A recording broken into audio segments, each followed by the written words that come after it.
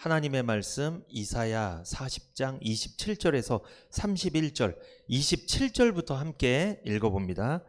야곱아, 내가 어찌하여 말하며 이스라엘아, 내가 어찌하여 이르기를 내 사정은 여호와께 숨겨졌으며 원통한 것은 내 하나님에게서 수리하심을 받지 못한다 하느냐. 너는 알지 못하였느냐? 듣지 못하였느냐? 영원하신 하나님 여호와 땅끝까지 창조하신 자는 피곤치 아니하시며 곤비치 아니하시며 명철이 한이 없으시며 피곤한 자에게는 능력을 주시며 무능한 자에게는 힘을 더하시나니 소년이라도 피곤하며 곤비하며 장정이라도 넘어지며 자빠지되 오직 여호와를 앙망하는 자는 새 힘을 얻으리니 독수리의 날개치며 올라감 같을 것이요 다른 박질하여도 곤비치 아니하겠고 걸어가도 피곤치 아니하리로다. 아멘. 이사야 40장 27절에서 31절 중심으로 새 힘을 얻으리니 라는 제목입니다. 결론적으로 말씀드리면 가장 중요한 메시지는 이겁니다. 새 힘을 얻으려면 하나님을 바라봐야 됩니다.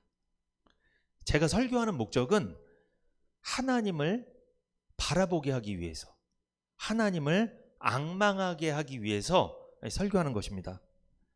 그러므로 오늘 이제 설교 말씀을 들은 여러분과 저는 설교 듣기 전에는 하나님을 바라보지 않았다면, 만약에 이 설교 들은 다음에는 어떻게 해야 될까요? 우리가 하나님을 바라봐야 되는 거예요. 그게 우리가 이 말씀을 적용하는 것이겠죠.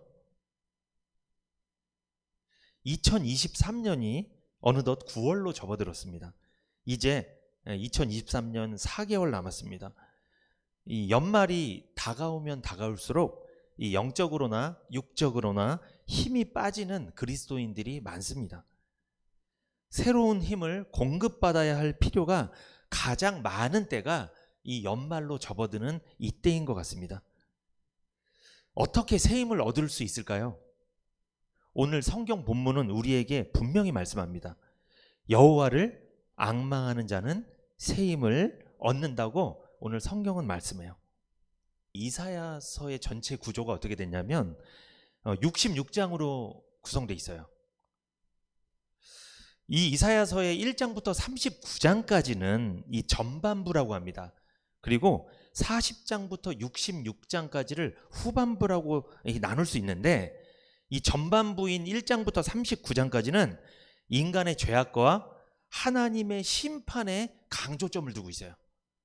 그러니까 이 하나님께서 선지자 이사야를 통해서 이스라엘 백성들을 포함한 인간들이 어떤 죄악을 지었고 하나님 앞에 어떤 잘못을 했는지를 지적하고 그것을 알려주는 내용이 1장부터 39장까지 기록되어 있어요.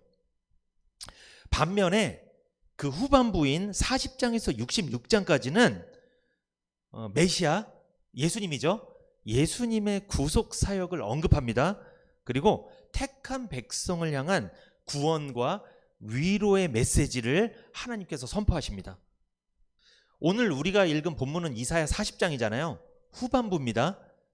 그래서 하나님의 위로의 메시지가 여기 기록되어 있어요. 70년간 바벨론 포로 생활을 한 이스라엘 백성들, 그리고 결국 70년 후에 그들은 포로 귀환을 하죠. 그들에게 하나님이 위로하려고 오늘 이사야 40장부터 66장까지 기록을 하신 거예요. 그런데 놀라운 것은요, 이 이사야 40장 있잖아요. 오늘 읽은 본문, 이게 언제 기록됐냐면 이스라엘 백성들이 포로에서 돌아오는 때보다 150년 전에 기록됐어요. 이스라엘 백성들이 하나님께 죄를 지어서 포로로 끌려갈 걸 알고 150년 전에 누구를 통해? 이사야 선지자를 통해 이미 백성들을 먼저 위로하는 거예요. 아직 끌려가지도 않았는데 위로를 먼저 하고 여기다 기록까지 해놓으셨어요, 성경에. 이사야 40장부터는요 소망의 말씀이에요. 아직 이루어지지 않은 일인데 마치 이루어진 것처럼 하나님께서 위로하고 격려하는 거예요. 아직 포로 생활 끌려가지도 않았는데 150년 전인데 마치 포로 생활에 끌려간 사람들한테 이야기하는 것처럼 얘기를 하고 있다는 거죠. 이게 무엇이랑 똑같냐면 여러분 창세기 한번 찾아보세요. 창세기 3장 21절 시작. 여호와 하나님이 아담과 그 아내를 위하여 가죽옷을 지어 입히시니라. 이 참 놀라운 것이 지금 아담과 하와는 에덴에서 아직 쫓겨나지 않았죠. 아직 에덴에 있잖아요. 죄를 지었지만 아직 에덴에 있는 거잖아요. 쫓겨나기 전이잖아요. 그런데 하나님이 무엇을 입히십니까? 가죽옷을 입히세요. 왜 가죽옷을 입히셨을까요? 이 가죽옷은 예수님에 대한 상징적인 의미죠. 이 가죽옷이 생기려면 어떤 동물이 피를 흘리고 희생을 했어야 되는 거잖아요. 결국 예수님을 상징하는 거예요. 그 아담과 하와에게, 죄인들에게 예수님을 소개하고 싶은 거예요. 복음입니다. 그런데 이 가죽옷을 에덴에 쫓겨난 다음에 입혔어요? 쫓겨나기 전에 입혔어요? 쫓겨나기 전에 미리 입혀주시는 이 하나님의 은혜입니다. 이스라엘 백성들이 죄를 짓고 하나님께 죄를 짓고 포로 생활하기 150년 전에 하나님이 마치 아담과 하와에게 쫓겨나기 전에 가죽옷 입혀주시는 것처럼 하나님이 그들에게 위로의 메시지를 먼저 던지시는 거예요. 하나님 좋으신 아버지입니다. 하나님이요, 이스라엘 백성들이 물론 하나님 앞에 큰 죄를 졌지만 그들을 완전히 멸망시키고 완전히 없애려고 하신 분이 아니에요. 바벨론 포로 생활 70년 징계의 매를 맞고 다시 회복시켜 주려고 하나님이 미리 계획을 세우셨다는 거죠. 그것을 150년 전에 이사야 선지자를 통해 미리 선포하시는 거예요. 마치 쫓겨나기 전에 아담과 하와에게 미리 가죽옷 입혀주시는 것처럼. 아담과 하와가 가죽옷을 입지 않으면 여러분 어때요? 에덴이 아니라 세상에 나가면은 막 엉겅퀴가 있고 가시가 있고 그러니까 그들이 막 농사도 짓고 일도 해야 되는데 온몸이 다 찔리고 긁히고 할 거 아니에요. 하나님 입혀주신 그 가죽옷이 다 보호해 주는 거예요. 평생을 그 가죽옷을 입고 살았습니다. 이 아담과 하와는 그 구속의 은혜, 구원의 감격 속에 살았다는 거죠. 우리도 마찬가지예요, 여러분. 우리가 세상에 살면서 죄를 많이 짓습니다. 사실 우리가 생각하는 죄, 생각하지 못한 죄도 사실 많이 짓습니다. 우리가 기억하지 못하는 죄도 많이 짓고 살아요. 우리가 죄를 용서받았지만요, 아직까지 그 죄의 찌꺼기가 사실 남아있긴 해요. 그래서 옛날 습관이 남아있어요. 죄를 짓고 산다니까요. 그래서 우리는 회개를 해야 되는 거예요. 그런데 우리가 그렇게 죄를 짓고 살지만 하나님은 여전히 우리를 향해서 위로하시고 격려하시고 용서의 메시지를 선포하신다는 거죠. 하나님이 우리가 죄 짓고 살 거 알까요, 모를까요? 알죠. 그런데도 오늘도 위로의 메시지 전하시잖아요. 하나님은 여호와 일의 하나님입니다. 준비하시는 하나님이에요. 우리가 죄 지을 거를 알고 미리 용서의 메시지, 소망의 메시지, 위로의 메시지를 준비하시는 하나님입니다. 물론 우리가 지은 죄 때문에 매를 맞을 수는 있어요. 그러나 매 맞고 끝나는 게 아니라 반드시 회복시켜 주신 줄 믿습니다. 매를 맞더라도 하나님은요, 위로를 하시는 분이라는 거예요. 오늘 우리에게 주신 본문을 보면서 그렇다면 새 힘을 얻으려면 어떻게 해야 되는가? 첫 번째, 여러분 이사야 40장 27절 같이 한번 읽어봅니다. 야곱아 내가 어찌하여 말하며 이스라엘아 내가 어찌하여 이르기를 내 사정은 여호와께 숨겨졌으며 원통한 것은 내 하나님에게서 수리하심을 받지 못한다 하느냐.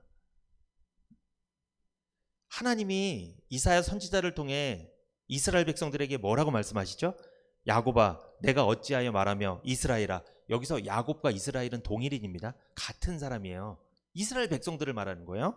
그런데 내가 어찌하여 이르기를 내 사정은 여호와께 숨겨졌으며 원통한 것은 내 하나님에게서 수리하심을 받지 못한다 하느냐. 이게 무슨 뜻이에요? 이스라엘 백성들이 포로 생활을 계속 하니까 1년, 2년, 70년까지 해야 되잖아요. 포로 생활을 계속 하다 보니까 그들이 이런 말을 합니다. 하나님은 우리를 돌보아 주시지 않는다. 탄식을 하는 거예요. 우리가 이 바벨론에서 온갖 고난을 다 당해도 우리 하나님은 우리를 버려두셨다. 무관심이다. 이렇게 절망적인 말을 하고 있었다는 거예요. 누가? 이스라엘 백성들이. 누가? 오늘을 살아가는 구원받은 백성들이. 우리도 그럴 수 있어요, 여러분. 우리가 구원은 받았지만, 죄 용서받고 천국을 소유했지만 이 세상에 너무나 포로가 되잖아요. 하나님의 말씀에 은혜도 못 받고 신앙생활 제대로 안 하고 세상에 매여서 세상의 포로가 돼서 살면 반드시 이런 말을 한다는 거죠. 어떤 말? 내 사정은 여호와께 숨겨졌다. 내 하나님에게서 수리하심을 받지 못한다. 하나님은 우리 돌봐주지 않아. 하나님 우리 무관심해. 관심 없어. 우리 버렸어. 이런 말을 반드시 한다는 거예요. 누가? 구원받은 백성들이. 지금 이스라엘 백성들은요, 구원받은 하나님 사람들이에요. 포로 생활 중에 이런 말을 쏟아냈다니까요.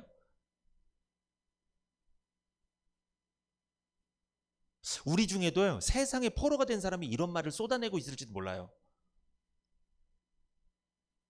하나님은 나 관심 없나 봐.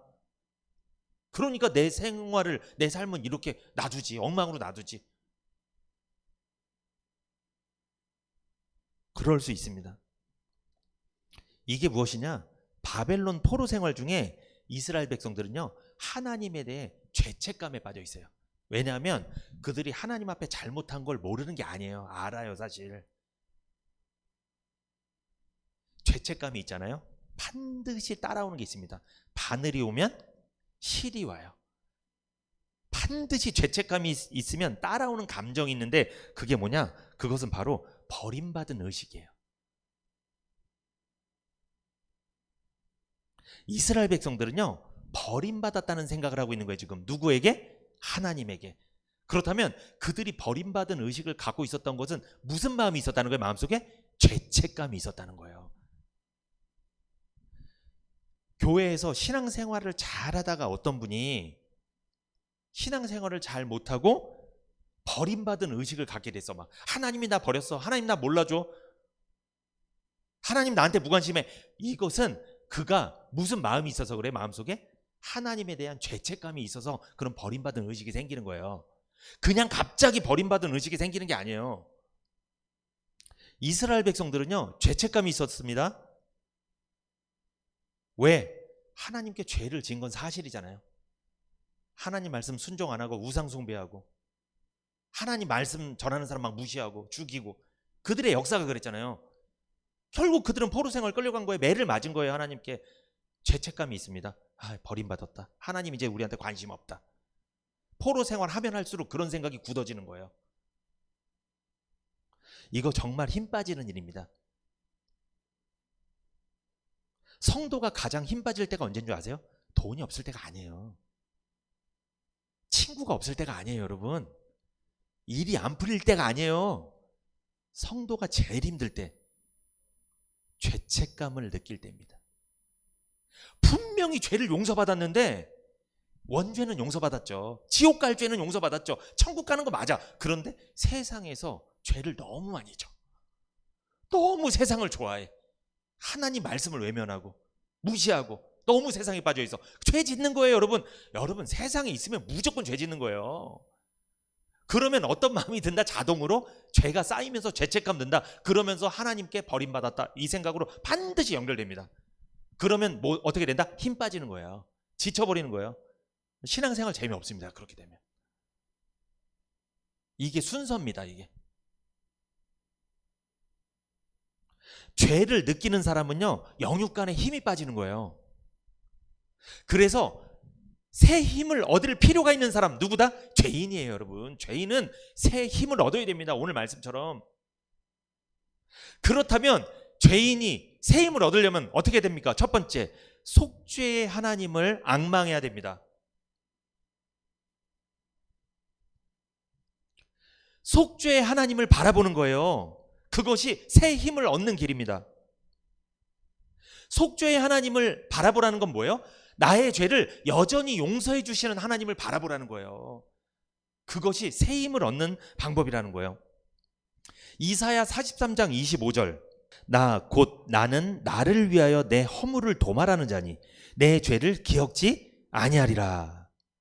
아멘. 하나님 뭐라고 말씀하십니까? 나는 나를 위하여 너희 허물을 삭제하는 하나님이다. 내가 다시는 너희 죄를 기억하지 않을 것이다. 하나님은 우리 죄를 삭제하시는 하나님인 줄 믿으시기 바랍니다. 그 사실을 믿을 때 새 힘이 나는 거예요. 죄를 삭제해 주시고 도말해 주시는 하나님을 앙망할 때, 바라볼 때 성도는 새 힘을 얻게 되는 거예요. 미가서 7장 19절을 한번 같이 읽어보겠습니다. 구약성경 미가서 7장 19절. 다시 우리를 긍휼히 여기셔서 우리의 죄악을 발로 밟으시고 우리의 모든 죄를 깊은 바다에 던지시리이다. 아멘. 주님은요, 우리가 구원받을 때만 우리를 불쌍히 여기신 게 아니에요. 우리가 구원받을 때 우리를 불쌍히 여기셨고 그 이후에도 변함없이 우리를 긍휼히 여기신다. 불쌍히 여기시는 아버지세요.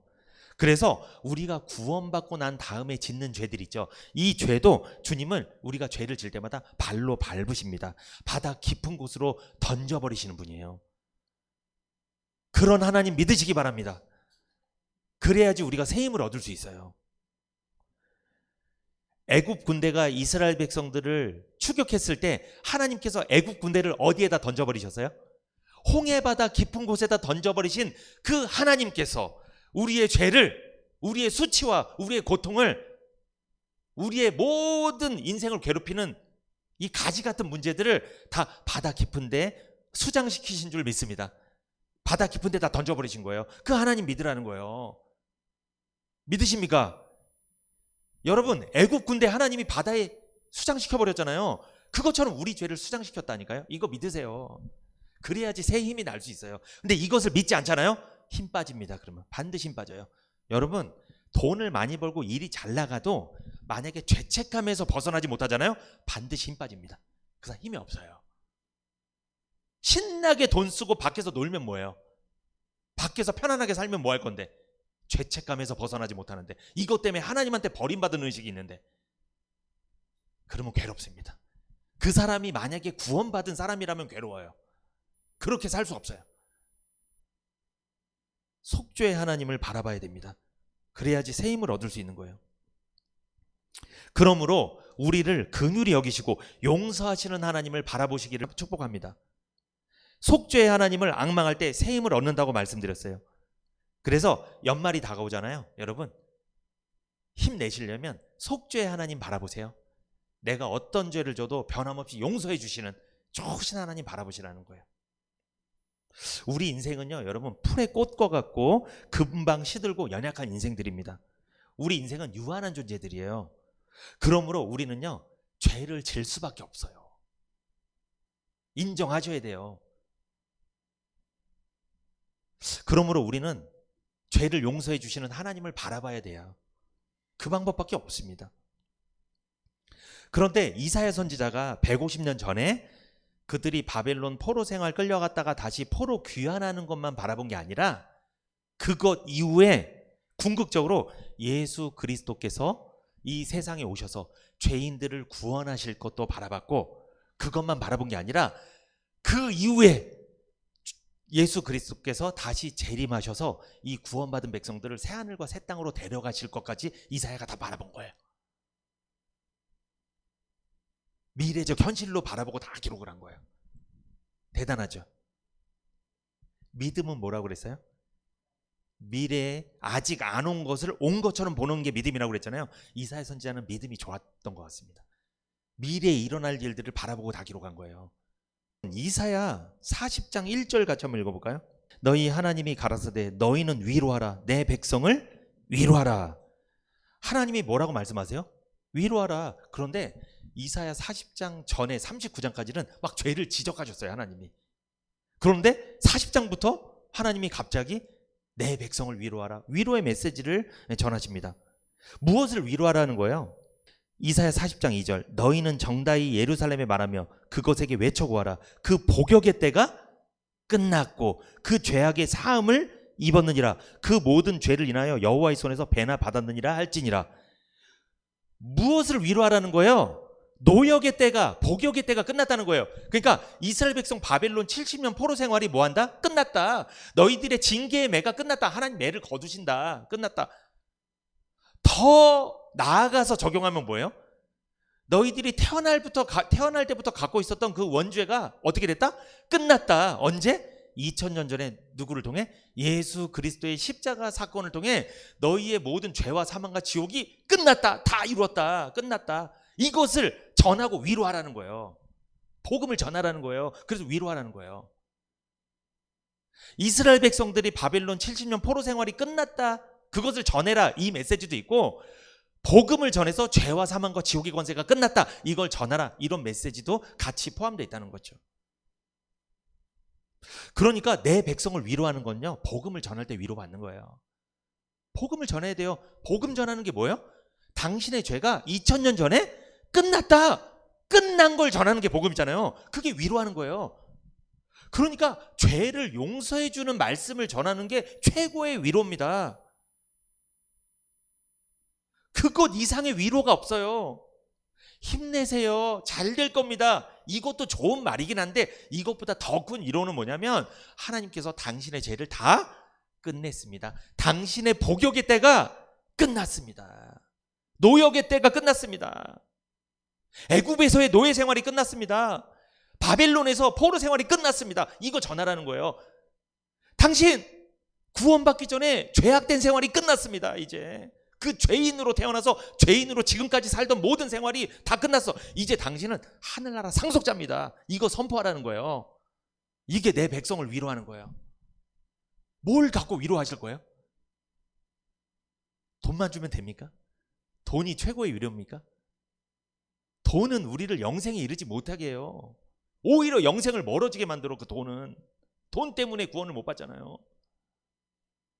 이스라엘이 두 나라로 쪼개졌습니다. 북이스라엘과 남유다로 쪼개졌죠. 이 남유다가 범죄를 저질러서 그 징계의 결과로 바벨론 포로 생활로 끌려간 거예요. 그 포로 기간이 끝나고 남유다의 죄가 사함을 받았다는 이야기예요. 그래서 가서 전하라는 거예요. 복역의 때가 끝났다고. 그런데 이 말씀은 남유다 백성들이 포로에서 돌아오기 150년 전에, 아까도 말씀드렸죠? 그때 이미 기록됐다라는 거예요. 이 놀라운 하나님 은혜입니다. 그러니까 우리가요, 속죄의 하나님을 바라볼 수 있도록 복음을 전해야 될 줄 믿습니다. 왜? 복음을 전해야 그게 위로하는 거니까. 집사님 죄 다 끝났어요. 하나님께서 성경에 약속하셨어요. 너의 복역의 때가 끝났다. 죄악의 사함을 입었느니라. 이사야 40장 2절에 하나님 약속하셨어요. 이 말씀 믿고 돌아오세요. 이런 복음을 우리는 전해줘야 돼요. 그것이 바로 내 백성을 위로하는 겁니다. 하나님 백성 위로하는 거예요. 두 번째, 이사야 40장 27절을 다시 한번 읽어봅니다. 같이 읽어볼까요? 이사야 40장 27절 시작. 야곱아 내가 어찌하여 말하며 이스라엘아 내가 어찌하여 이르기를 내 사정은 여호와께 숨겨졌으며 원통한 것은 내 하나님에게서 수리하심을 받지 못한다 하느냐.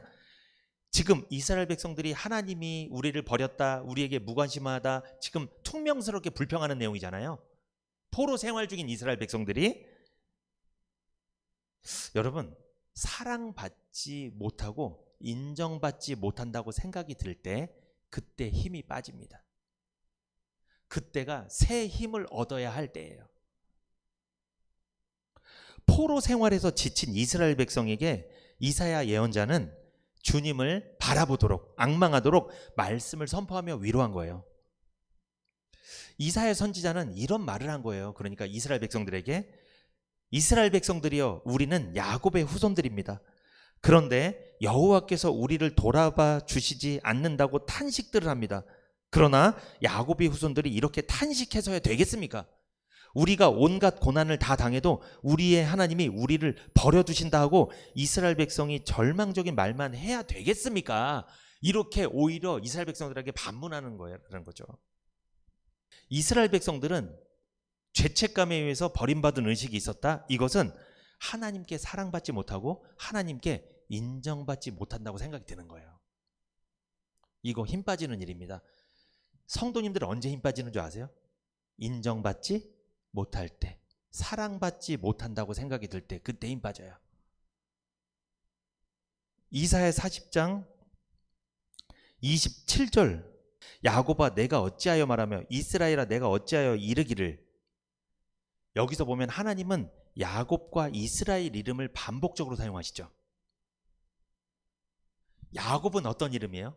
죄인의 이름이죠. 이스라엘의 이름은 승리자의 이름, 구원받은 자의 이름이에요. 하나님이 죄인의 이름, 의인의 이름을 둘 다 부르고 있어요. 이건 무슨 뜻이냐? 둘 다 누구예요? 이스라엘이에요. 같은 사람이에요. 그러니까 너희들이 하나님의 자녀이긴 하지만 죄인일 때도 있다. 죄를 짓고 산다. 그러나 하나님은 너희를 여전히 어떻게 하신다? 사랑하신다. 여전히 너희들은 하나님의 택한 백성이 맞다. 하나님은 반드시 너희들을 복역의 때를 끝나게 하겠다. 너희 죄악을 다 사해 주겠다. 말씀하시는 거예요. 그래서 야곱과 이스라엘의 이름을 동시에 사용하신 것은 야곱일 때도 사랑하고 이스라엘 때도 사랑한다는 거예요. 너희들이 죄를 안 지을 때도 사랑한다. 그러나 죄를 짓는다고 해서 미워하는 건 아니다. 사랑한다. 그러나 매를 댈 수는 있다. 하나님의 사랑의 표현이에요. 야곱일 때도 사랑하고 이스라엘일 때도 사랑하고. 그런데 이사야 40장 28절 볼까요? 너는 알지 못하였느냐 듣지 못하였느냐 영원하신 하나님 여호와 땅끝까지 창조하신 자는 피곤치 아니하시며 곤비치 아니하시며 명철이 한이 없으시며. 여기서 하나님께서 뭐라고 말씀하세요? 너는 알지 못하느냐 너는 듣지 못하였느냐 하나님 물어보시죠. 하나님께서 영원하시고 땅끝까지 창조하신 하나님이시며 피곤하지 않으시며 곤비치 않으시며 명철이 한이 없고 피곤한 자에게 능력을 주시며 무능한 자에게 힘을 더하시는 그 하나님이라는 것을 너희는 알지 못하느냐는 거예요. 너희는 그런 하나님에 대해서 들어보지 않았냐는 거예요. 오히려 하나님이 물어보시는 거예요. 그러니까 여러분 여기서 알 수 있는 거, 하나님에 대해서 모르면 모를수록 힘 빠집니다. 하나님이 누구신지 알면 알수록 힘이 나는 거예요. 그래서 하나님 말씀하시는 거예요. 너희는 모르냐? 너희는 알지 못해? 너희는 듣지 않았냐? 이건 뭐냐면 너희는 나에 대해서 모르냐는 거예요. 그러면 너희는 힘이 빠질 수밖에 없다는 거예요. 나에 대해서 알아야지 믿음이 생기지 이 말이에요. 하나님에 대해서 모르면 믿음이 안 생겨요. 여러분 믿음은 들음에서 나고 들음은 말씀으로 말미암다. 근데 이 말씀이 하나님에 대해서 알려주는 말씀이잖아요. 그럼 알아야지. 여러분 알아야 구원받는 거예요. 알아야 하나님 만나는 거예요. 알아야지 힘이 나는 거예요. 하나님을 모르는데 어떻게 힘이 나요? 지금 그걸 물어보시는 거예요. 너희는 하나님에 대해서 어떻게 생각하고 있어? 몰라? 하나님에 대해서 들은 적이 없어? 오히려 하나님 물어보시는 거예요 지금. 그래서 하나님 어떤 분이신지 알려주시잖아요. 하나님 어떤 분이다? 28절에 영원하신 하나님이다. 하나님은 시작과 끝이 없으신 분이다. 영원히 살아계신 하나님이다. 땅끝까지 창조하신 피곤치 아니하시며 곤비치 아니하시며 명철이 한이 없으시며 모르는 것이 없으시며 못하는 것이 없으시며 어디든 다 계시며 영원히 살아계시는 끝도 없고 시작도 없는 그 하나님인 줄 너희는 모르느냐. 하나님에 대한 지식이 무지할 때 원망과 불평이 나오게 돼 있어요. 그러므로 이 말씀 듣는 거 너무나 중요해요. 말씀을 들으면 들을수록 하나님에 대해서 알게 되는 거잖아요. 그래야지 믿음이 생기고 힘이 나요. 그래야지 원망 불평을 안 하게 돼요. 그럼 원망 불평 누가 잘한다? 예배를 잘 안 드리는 사람, 말씀을 잘 안 듣는 사람이 불평하게 돼 있어요. 왜? 하나님에 대해서 모르니까. 하나님이 죄를 용서해 주신다 하고 복역의 때가 끝났다고 말씀하시고 이런 말씀을 안 들어. 그러면 계속 복역이 뗀 거예요. 그냥 계속 노예 생활하는 거예요. 세상에서 매어서 사는 거예요. 그러면 반드시 마음속에 원망 불평이 생긴다니까요. 부정적인 마음이 들고 하나님 우리 버렸어. 자꾸 죄책감만 들고 버림받은 의식 생기고. 이사야 40장 29절 읽어보세요. 시작. 피곤한 자에게는 능력을 주시며 무능한 자에게는 힘을 더하시나니. 여러분, 피곤한 자에게 능력을 주면은 제일 좋은 거 준 거 아니에요? 그리고 여러분, 무능한 자에게 힘을 더하시면 제일 좋은 거 아닙니까? 40장 30절 읽어봅니다. 시작. 소년이라도 피곤하며 곤비하며 장정이라도 넘어지며 자빠지되. 여러분, 여기서 소년과 장정은 소년과 장정을 말할 수도 있어요. 그러나 여기는 의미하는 대상이 있어요. 그게 누구냐면 바벨론을 상징합니다. 지금 이스라엘 백성 너희들을 다스리고 그렇게 강력한 힘을 발휘하는 강대국 바벨론을 지금 말하는 거예요. 소년과 장정은 어느 때예요? 인생의 가장 원기왕성한 시기죠. 지금 바벨론이 원기왕성하다는 거예요.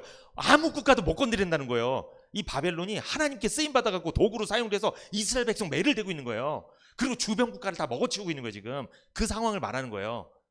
그런데 인생의 가장 왕성한 시기에 있는 소년과 장정도 뭐한다? 자주 피곤하여 자주 쓰러진다는 거예요. 한마디로 지금 신흥 바벨론 국가, 이 바벨론 왕국도 결국 어떻게 된다?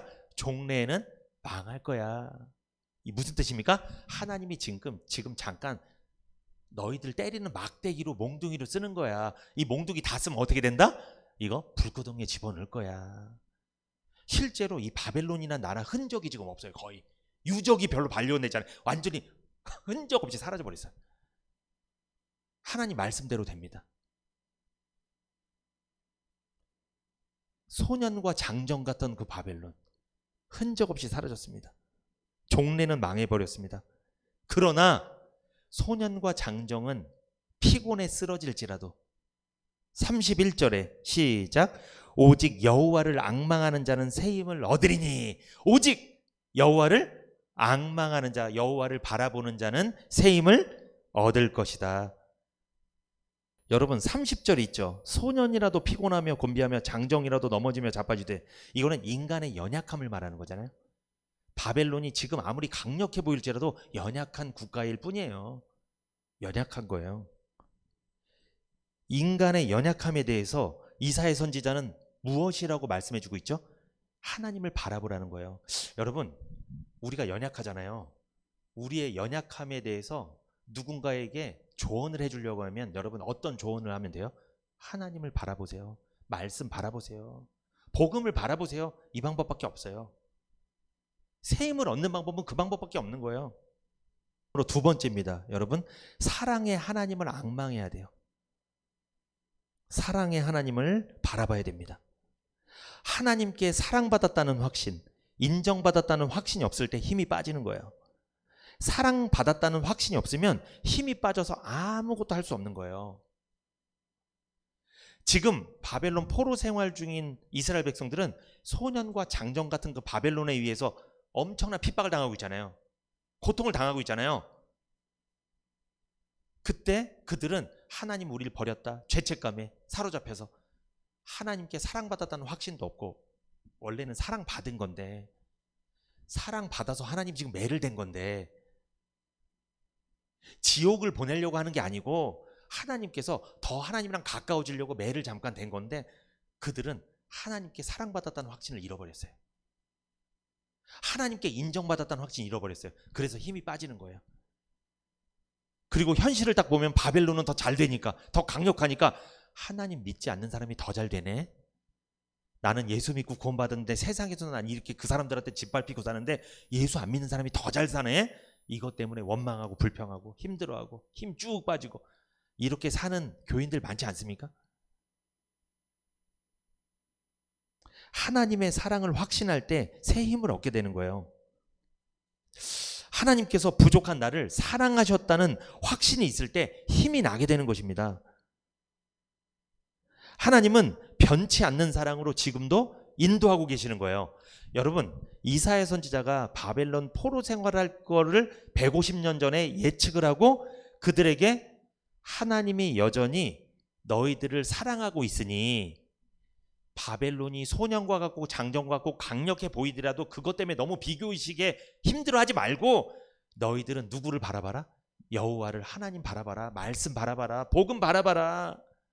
그걸 지금 말씀하고 계시는 거예요. 우리에게도 적용되는 거예요. 예수 안 믿는 세상에서 잘 나가는 사람 보고 실망하고 낙심하고 하나님 살아계신 거 맞아? 왜 나를 이렇게 했어? 이렇게 하지 말고 말씀 바라보라는 거예요. 31절에 오직 여호와를 앙망하는 자는 새 힘을 얻게 됩니다. 여러분, 여호와를 앙망한다는 것은요, 이게 좀 구체적으로도 무슨 뜻이냐면 여호와를 믿고 기다리는 사람 말이에요. 믿음은 기다림입니다. 믿음은 기대하는 것이며 바라는 것이며 기다리는 거예요. 기다리지 못하면 받을 수 없어요. 기다려야 받는 거예요. 기다리면 포로 생활 끝나는 거예요. 왜? 하나님 약속하셨잖아요. 그 복역의 때가 끝난다고 약속하셨잖아요. 이사야 40장 2절에. 그 죄악이 사함받았다고 약속하셨잖아요. 그 약속을 믿어야죠. 여호와를 앙망하는 자, 여호와를 믿고 기다리는 사람은 언제나 새 힘을 얻게 될 줄 믿습니다. 여러분, 새 힘을 얻는다는 건 무슨 뜻이냐? 이것은요, 힘을 바꾼다는 거예요. 교체한다는 뜻이에요. 새 힘을 얻는다. 지금까지 내가 살면서 사용했던 힘이 아니라 새로운 힘으로 바꾸는 거예요. 여러분, 타이어 교체해 보셨어요? 타이어, 오래된 타이어 타고 다녀야 그거 교체해야 돼요? 교체 안 하면 죽습니다. 타이어는 여러분 우리 신발은 좀 안 좋은 거 신어도 그냥 친구들도 괜찮은데 타이어는 자동차한테는 신발이잖아요. 타이어는 잘못 갈면 죽어요. 위험한 거예요. 이거는 생명에 직결되는 거예요. 자동차 여러 부품이 있지만 오래된 타이어는 교체해야 되잖아요. 새로운 타이어 딱 갈잖아요. 자동차가 새 힘을 얻습니다. 이 승차감 아주 좋아요. 쫙 좋아요. 여러분, 여호와를 앙망하는 자는 새 힘을 얻으리니 새로운 힘을 주시겠다는 거예요. 기존에 여러분에게 있었던 힘을 더 업그레이드 시키는 게 아니고 그거는 다 없애버리고 새로운 힘을 아예 주겠다는 거예요. 그 뜻이에요. 그러니까 새 옷으로 갈아입거나 새 것으로 교체한다는 의미라는 거죠. 이게 새 힘을 얻으리니 이 뜻이. 업그레이드인 줄 알았죠. 뭔가 하나님이 힘을 더해주는 줄 알았죠. 그게 아닙니다. 새 힘이라니까요. 지금까지 경험해보지 못한 새 힘을 주시겠다는 거예요.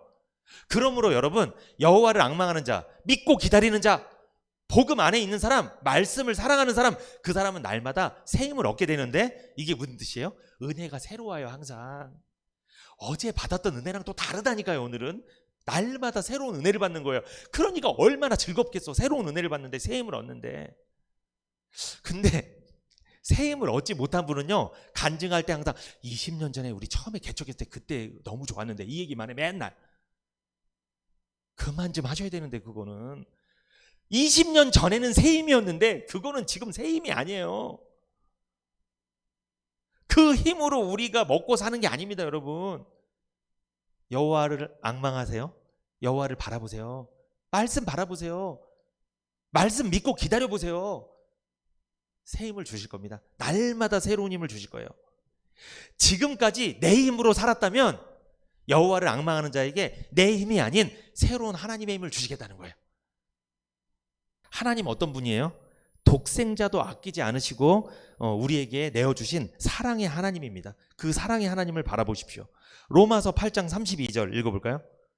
자기 아들을 아끼지 아니하시고 우리 모든 사람을 위하여 내어주시니가 어찌 그 아들과 함께 모든 것을 우리에게 은사로 주지 아니하시겠느냐.